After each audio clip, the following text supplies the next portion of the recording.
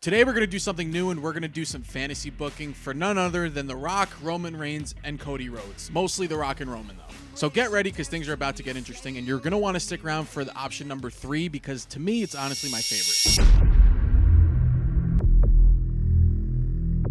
Now, before I really begin, I just want to make it clear that no, I'm not going to be saying what everybody else is saying and what everybody else is thinking, in the fact that everybody thinks that The Rock is going to turn on Roman at WrestleMania 40 leading up to their match to WrestleMania 41. No, we're not going to repeat that. We're going to have our own authentic ideas and go from there. But it's all going to have the same end result. It's going to end up with how we get to The Rock versus Roman Reigns at WrestleMania 40.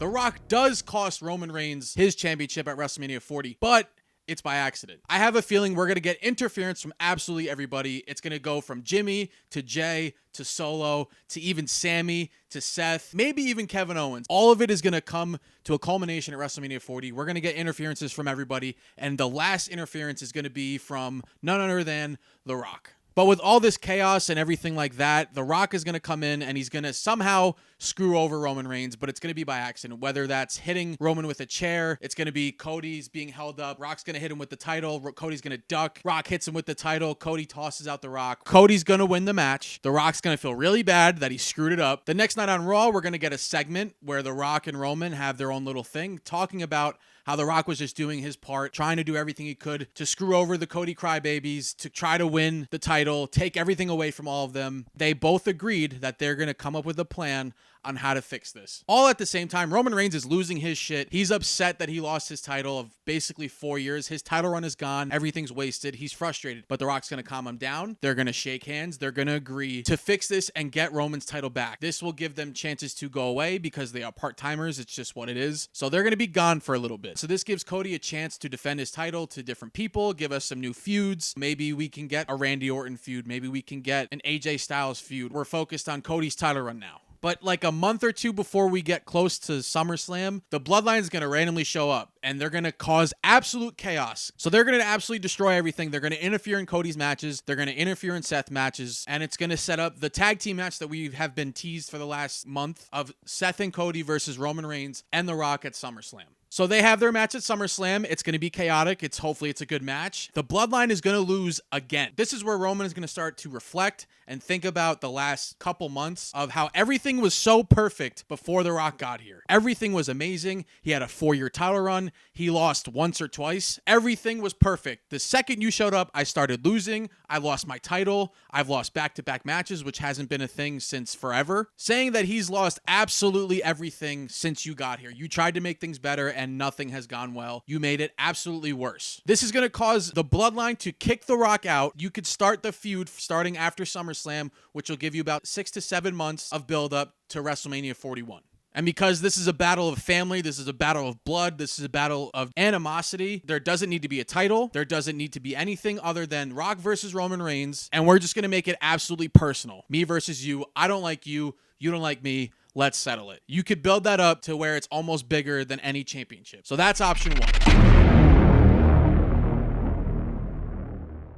Let's say we do get Rock and Cody versus Roman Reigns night 1 of WrestleMania. And if Cody and Seth win, Cody gets his shot versus Roman Reigns at the next night. I don't think this is very likely because I don't see 3 guys pulling double duty wrestling both nights. And I don't see Seth going both nights simply for the fact that he's already injured as is. A tag match would be great for him, but he still has to defend his championship, which I do see 2 issues with that. Is one, I feel like night 2 would be overbooked with the 2 big titles. You don't want to split them up. So maybe night 1 is technically underbooked in terms of titles. It makes night 1 kind of less important. And like I said before, Seth is already hurt, so the risk of injury would be dangerous. But I do think this is going to happen. You could add Sami Zayn to the mix and make it a triple threat, so Seth has a less workload to do in night 2. So I honestly don't see that actually happening, but let's just say for fantasy booking, let's just say it happens. Cody and Seth win. Cody gets his main event spot versus Roman Reigns in night 2. Seth loses his title to Drew McIntyre. Cody Rhodes wins his match versus Roman Reigns. Seth loses. He gets to take time off because of his injury. The Rock and Roman, kind of similar to option one, they figure out a plan and they go away because they're going to go away anyway. We all know that's going to happen. Nearing SummerSlam, the Bloodline returns and attacks Cody, which also Seth Rollins returns to help fight back against the Bloodline again. We get a SummerSlam rematch of the tag team match that we got at WrestleMania. But during SummerSlam, Seth turns on Cody. Cody had everything to win and everything to gain from winning at WrestleMania. Seth Rollins had nothing to gain. He put his body on the line twice and lost his title. So he's holding a grudge versus Cody. And that means we get another Cody versus Seth feud. So the Bloodline wins at SummerSlam. Cody and Seth are now feuding so they can get away, and it helps Cody get away from Roman Reigns. After SummerSlam, we get a segment between Roman and The Rock. They're feeling good. They're feeling confident. Now we are in a boat where Roman Reigns is beginning his story, and he's explaining it to The Rock and saying that he's going to enter the Royal Rumble and he's going to guarantee a Royal Rumble victory so he can get his title back. Roman Reigns enters the 2025 Royal Rumble. He's doing great. He's tossing people out left and right. Maybe even he breaks his old record of how many people he eliminated. And just like in 2015, The Rock is going to come out to try to help Roman Reigns. But just like at WrestleMania, The Rock screws up again and ends up costing Roman Reigns the Royal Rumble. For whatever reason, something happens where Roman gets tossed out, and it's due to The Rock. Even though he's trying to help him, again, he screws up. Roman now begins to blame The Rock for everything, saying everything was great till you got here. You cost me my title at WrestleMania 40, and you cost me a title opportunity again in the Royal Rumble. I've been fighting to get my title back. That title meant everything to me. All I have now is being the tribal chief. My duty as tribal chief, you are no longer on my island of relevancy. Solo! And The Rock is kicked out of the Bloodline. The Bloodline attacks The Rock, and there is your setup for WrestleMania 41.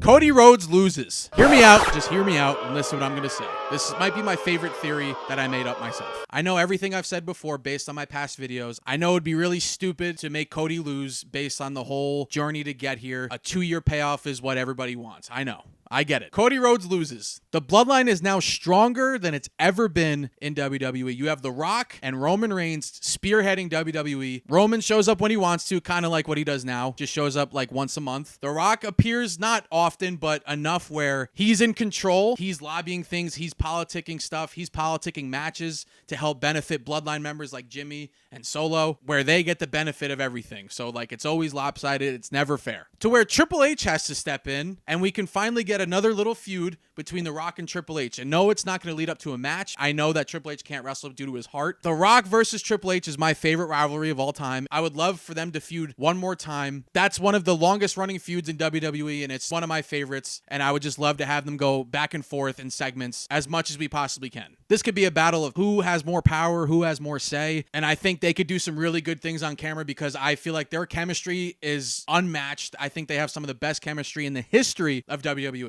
But there are times where it feels like The Rock is more in charge than Roman Reigns. And it feels like there are times where Roman becomes the little brother of The Rock. Kind of like when The Rock was in the Nation of Domination and he started to outshine everybody else, even though he wasn't supposed to have a big role in the Nation of Domination. He was so good that it just overtook everything to the point where they kicked out Farouk. But there are times where The Rock feels more in charge than Roman because he's able to rig matches. He's able to create stipulations. He's able to do a lot more than Roman because he's on the board of directors. He literally has the authority to direct where the WWE is going. And you could sprinkle moments in there where Roman has these facial expressions because he's so good at it. And it really stands out when Rock puts Roman in a really messed up position. The Rock pitches to Roman Reigns that he has this great idea for a match and he gives him some option where it seems like Roman has a slim chance of winning and Roman's kind of just like, what the hell? And The Rock keeps telling him, just trust me. This is going to be good. You're going to look strong. You're going to dominate the WWE. You got to just trust me. But that's when Roman Reigns steps up to The Rock and basically says like, whoa, like I'm the tribal chief here. Like I run WWE,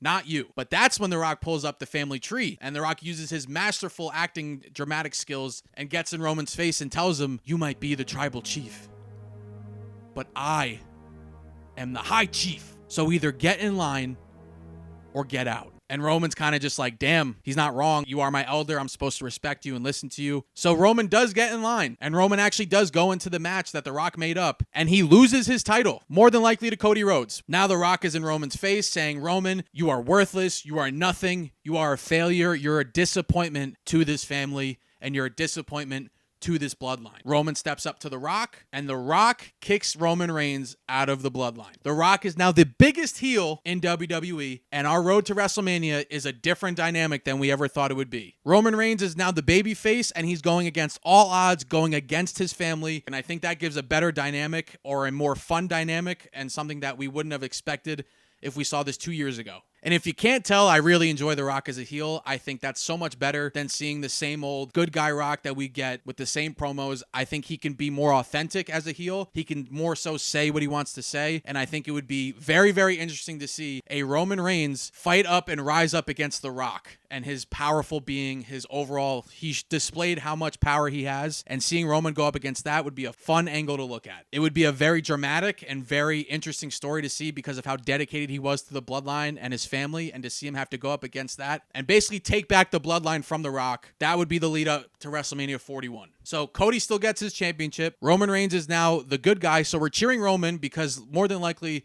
that's going to be The Rock's last match. He's going to go out on his back. Roman can win, and it'll be a happy time. So there you have it. Those are my 3 different fantasy bookings for how we get Roman Reigns versus The Rock at 41, and how Cody Rhodes basically gets his title and gets his story, finishes his story, and goes forward. Option 3 would definitely suck in the beginning, seeing Cody lose, but it would just be a fun thing to see. I hope we still get majority of that last one because I do want to see The Rock versus Triple H. I want to see The Rock and Roman Reigns go at it. How we get there is going to be interesting. How much do you think of any of these do actually have potential of actually happening? And I would love to hear your theories down in the comments below. Hopefully WWE takes some of my ideas and kind of mixes it into whatever they're actually doing, because as of right now, The Rock, Roman Reigns, and Cody Rhodes' story is a little bit messy, and I explain it right here in this video. Thank you guys so much for watching this video. I'll talk to you in the next one. Peace.